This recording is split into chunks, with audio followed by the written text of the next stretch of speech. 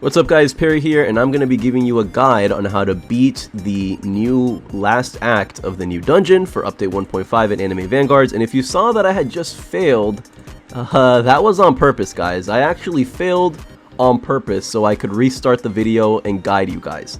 I did not fail because I forgot to upgrade my units and I was eating something. No, I would never do that. I never lose.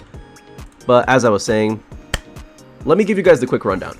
What you saw me pick right there was my starter card. Those starter cards can really make or break how you go about playing the game. I picked the one that gives me extra money because that's my favorite one, but there are a lot of starter cards that will essentially dictate how your match goes. And what I mean by that is also I'm going to place my Gojos right about here. And if you're wondering why I'm placing them right here, you'll see later. But although this looks like a bad spot now, once you get your units up and running and they have a lot more range, this is going to be a perfect placement for your damage dealers. But back to what I was saying, early game is definitely the hardest, I would say, for this game mode in particular. Early game and mid game are the two hardest. Once you get into late game and you have all of your modifiers stacked up, if you're picking positive modifiers, you're chilling. You're not going to have to worry about a thing right now. So right here, if you pick a hard modifier, you do get extra currency, and if you pick an easy modifier, you don't get extra currency. I'm going to go with all easy modifiers for the purpose of this video, just because I want to focus on actually showing you guys how to go about soloing this if you want to get the grandma unit, because that's the main reason that I'm doing this. I don't really care about farming wisps right now, even though you kind of need them to do everything in the update. I'm not too worried about getting those just yet. I am more so focused on getting the granny unit, because she's one of the new units, and she's limited. She's an exclusive unit, so we are going to want to get her. I think last Gojo can go, like, right about here. Right. So here's the team that I'm going to be using for this video. Sungjin Woo, Julius, Sukuna, Igris, and Gojo. You can beat this game mode with most teams in the game. The team that I'm using is not the end-all be-all by any stretch of the imagination, but I would say try to bring at least one good slow unit, whether that be Sasuke or Julius. Try to have at least one of them, because slow units will go a long way in this game mode, especially when you get into those later rounds where the bosses are pretty beefy, the enemies are tanky. Having that little bit of extra stall, you'll definitely notice that it helps. So yeah, early game, why do I say it's the hardest? Because there's going to be a grandma boss that will show up in the early game, and she is going to be pretty annoying to deal with. She killed me on my first go around because I wasn't really prepared for her. She sprints across the map super duper fast, doesn't really give your units enough time to deal damage to her. So for now, I'm not going to farm anymore. I'm purely going to focus on my defense. I'm going to get a full AoE Sukuna. Also, Harvest. If you ever see Harvest, always pick it. It just gives you double the currency. Always pick Harvest. That is one of the best, probably the best modifier in this game mode. Always pick Harvest. As I was saying, I'm going to prioritize getting a full AoE Sukuna very soon. That's going to help with the enemy clear, because as you can see, they are leaking a little bit. Like I said, the early game is definitely a little bit iffy at the start, especially if you're doing it solo. Boom. Yeah. The only two units that I'd say you really should try to get no matter what if you're going to be soloing this. Number one, Sukuna. He is just so good. Full AoE at the start, good damage later on, and he has a very good nuke ability that you can spam. So yeah, definitely take Sukuna onto your team. Julius is also another really good one, because he is a great damage dealer who also happens to freeze enemies. So very good. I forgot to mention, yeah, there are talisman around the map. I just interacted with one, as you can see. Save the first talisman that you get, by the way. Do not use it. I repeat, do not use it. And you'll see why later. We're going to save our talisman for the granny boss whenever she shows up. But for now, we're chilling. We have our full AoE Sukuna. We have our Gojos putting in the work. Julius. We're like, I can't stop glazing Julius, bro. This guy is so good. Oh, another talisman.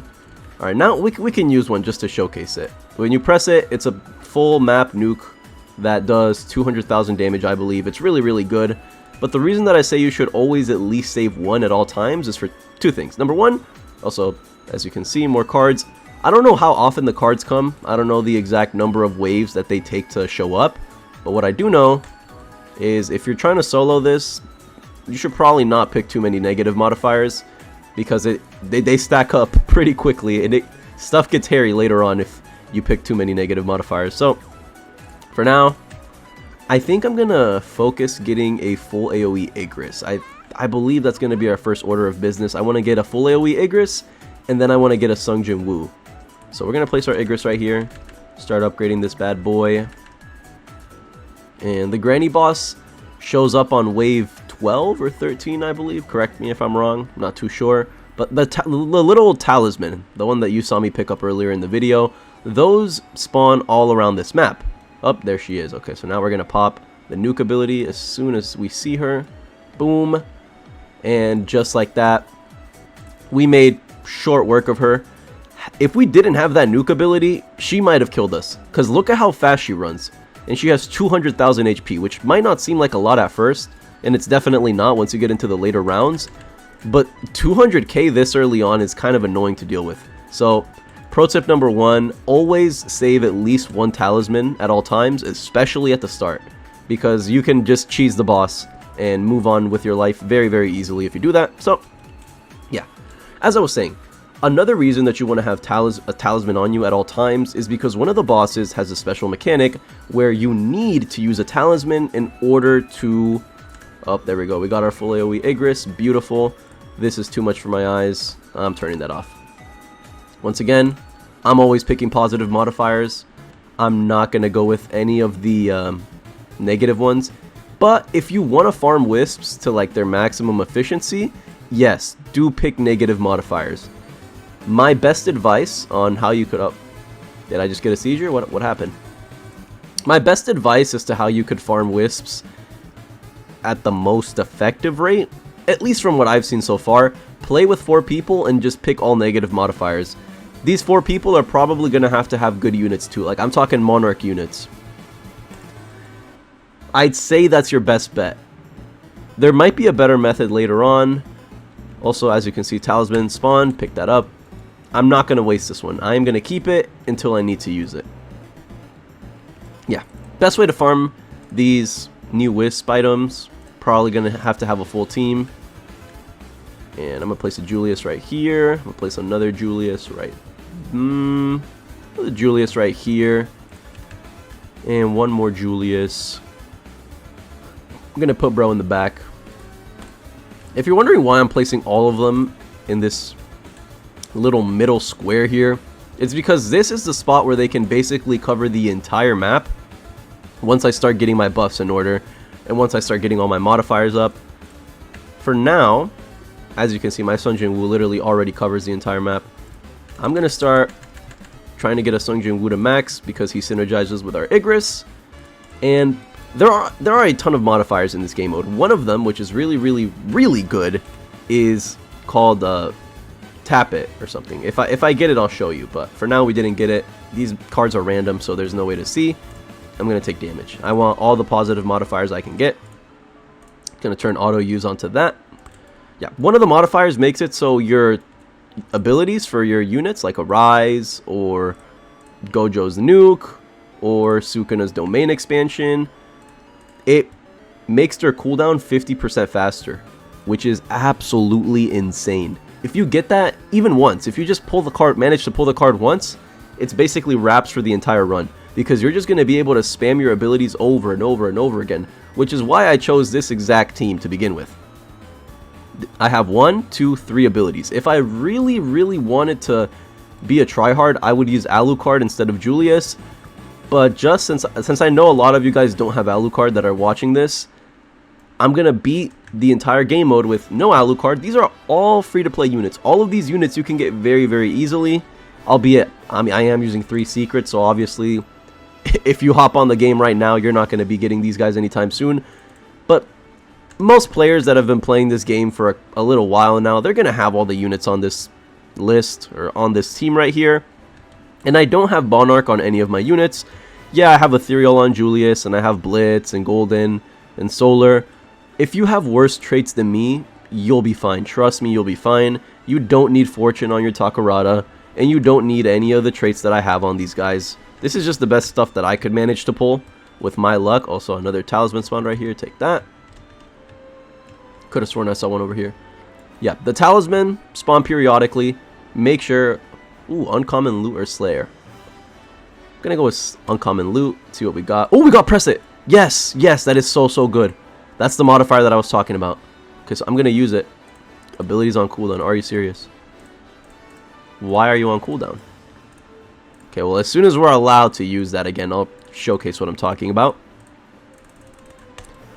Press it is the best modifier in this game mode for sure. It is just so incredibly broken. Gonna place another Igris. I think I want to place him. I don't know. I'm trying to find a good spot for him. Okay, there we go. He uses ability. Normally the cooldown is 135 seconds. Now it's only 60 something seconds. So I can just spam these clones. Or not, I can spam his little minions so often, which means my Igris is going to have a damage buff nearly at all times. So this little synergy right here between Igris and Sung Jin Woo is definitely worth it. If you take away anything from this video, it would be bring in this combo, and you will be fine and dandy for the entire run.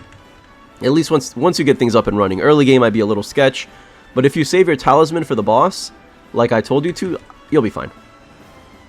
Now, where do I want to place this last Igris? I think right here is good. Well, this is the last Igris. Boom. Okay.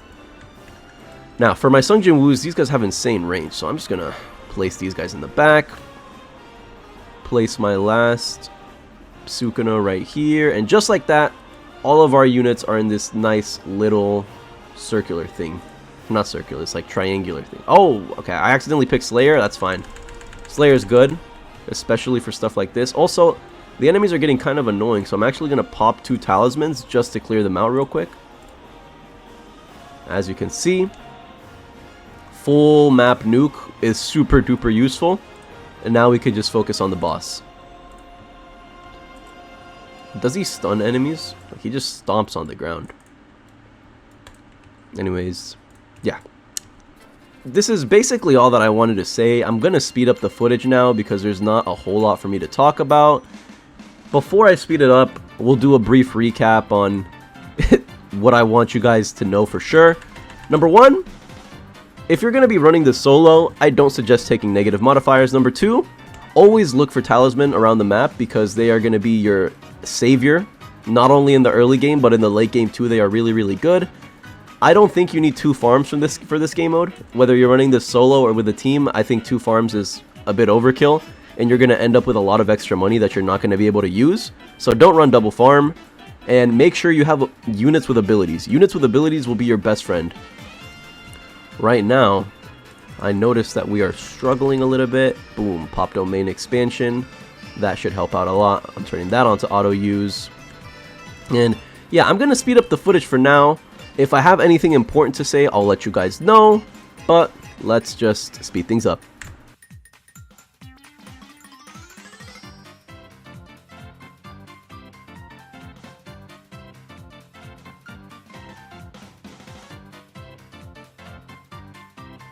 Alright, that was a little bit quick, but this is exactly what I was talking about. The Turbo Spirit Crab, this boss, is a little bit of a pain in the butt because you need a talisman to deactivate their shield. As you can see, I just deactivated their shield. If you come across this boss and you do not have a talisman, you're screwed. You can't deal damage to them, so that will just completely ruin your run.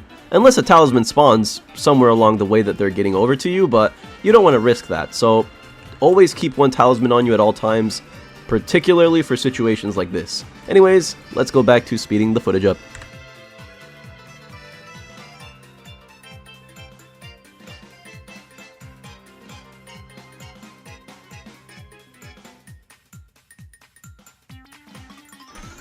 Alright, we are nearing the end of our run, and as you can see, like I told y'all, the late game is a literal piece of cake. I could sit here and fall asleep on my keyboard, and I would still beat this just fine. Once you get all of your positive modifiers up and running, it just makes the entire stage a complete joke. You don't even have to worry about anything. And let me show you guys the modifiers that I went with. You will see I have press it twice. Every single time that I saw press it, I took it. And I got lucky because I got it in one of these uncommon loot things. But look at these cooldowns. My domain expansion is 15 seconds long. I think by the time the domain expansion is over, I can already pop another one. This is insanely overpowered. And I don't know if they're going to nerf that or not. I hope not. This is so good. Gojo is an absolute must-have unit for this raid. Because you basically have infinite infinities. So you have infinite stall, plus he buffs his own damage whenever he pops infinity. Like, what more could you ask for? Our Igrises basically have a constant... My god, tongue-tied, dude. Our Igrises have a constant Sunjin Woo buff, just because he pops his own summoning ability so quickly because of the double press it. So good. And then I think I took one negative modifier. I took Strong, and I also took Harvest, so I will be getting a little bit extra. As you can see, I'm going to get 200 of these, so that's good. Turbo Crab Boss, we need a Talisman, let's pop that. And now we can start damaging her.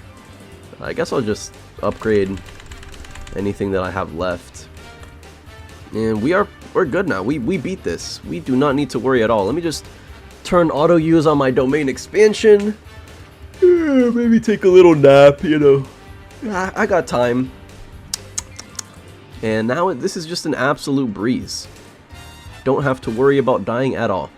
And with that, that is how you solo the new Act 4 of the raid for Dan Da Dan. I hope this guide was somewhat helpful.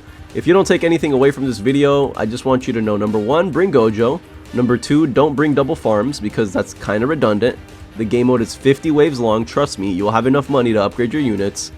And pick press it whenever you can. Every single time you can, pick press it. Just like that, we have successfully soloed this with no Monarch, no Alucard, no nothing. You don't need to copy this exact team, but I recommend you do. And now I am off to go make another 10 videos to content farm. We'll catch you in the next one. Have a great day or night wherever you are, and stay tuned for more content.